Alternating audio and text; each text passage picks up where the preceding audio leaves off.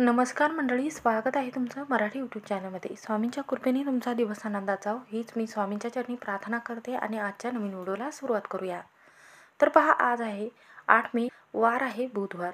8 मे वार आहे बुधवार. या दिवशी आलेली आहे चैत्र अमावस्या.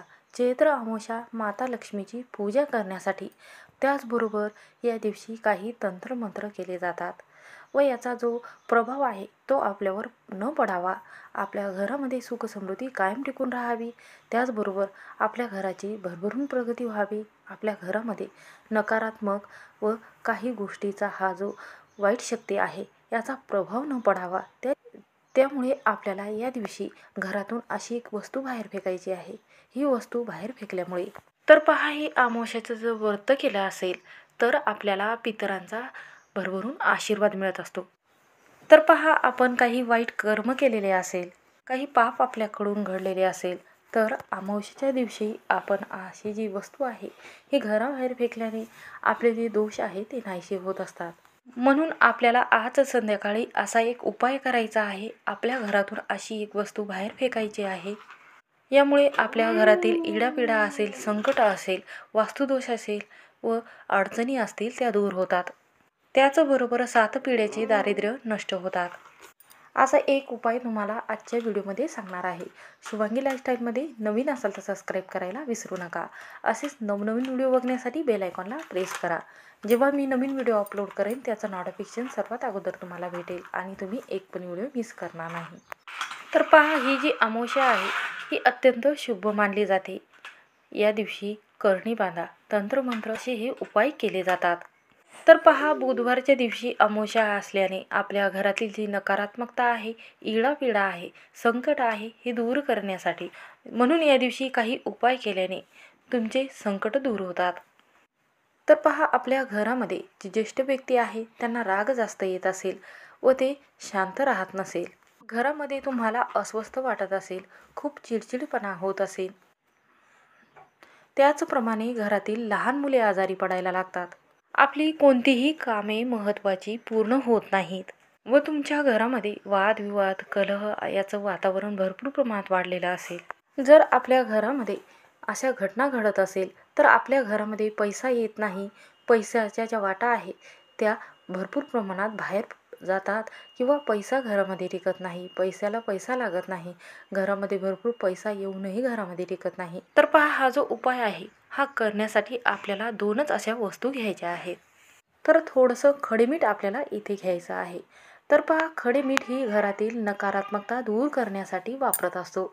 घरातील जी नकारात्मक ऊर्जा आहे ती बाहेर शोषून घेते आणि घरामध्ये सकारात्मकतेचं वातावरण तयार होत असते.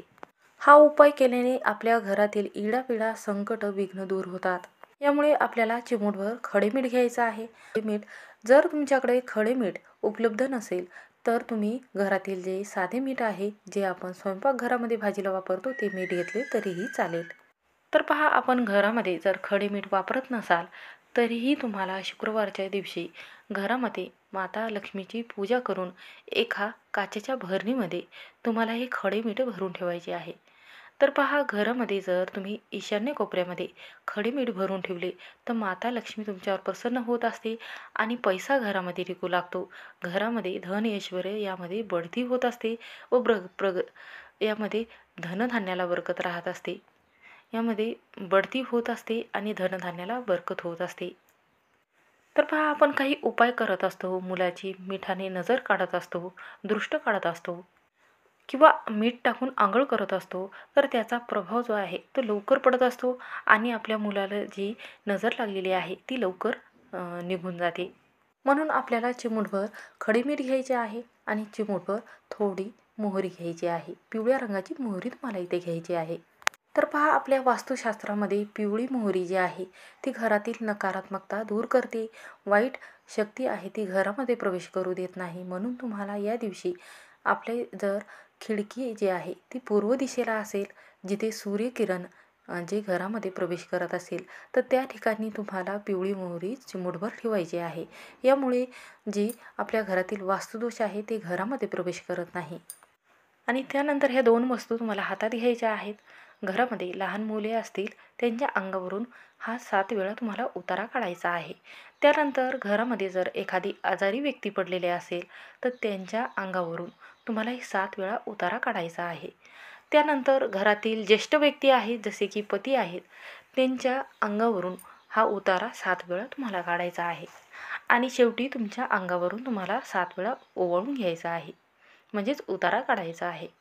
आणि देवाजवळ जायचं आहे आणि तुमच्या पितरांना शांत करण्यासाठी देवांना प्रार्थना करायची आहे की माझ्या पितराला शांती मिळावी आणि माझ्या घरामध्ये जो प्रखर पितृदोष लागलेला आहे तो कमी व्हावा व माझ्याकडून पितृदोषासाठी कोणता नैवेद्य अर्पण झाला नाही किंवा मी कोणती सेवा केली नाही तर मी या अमावस्येच्या दिवशी आवर्जून ही सेवा करेन आणि माझ्या मुलाला जी नजर बाधा लागलेली आहे, पितृदोष लागलेला आहे तो कमी व्हावा असं देवाला प्रार्थना तुम्हाला करायची आहे.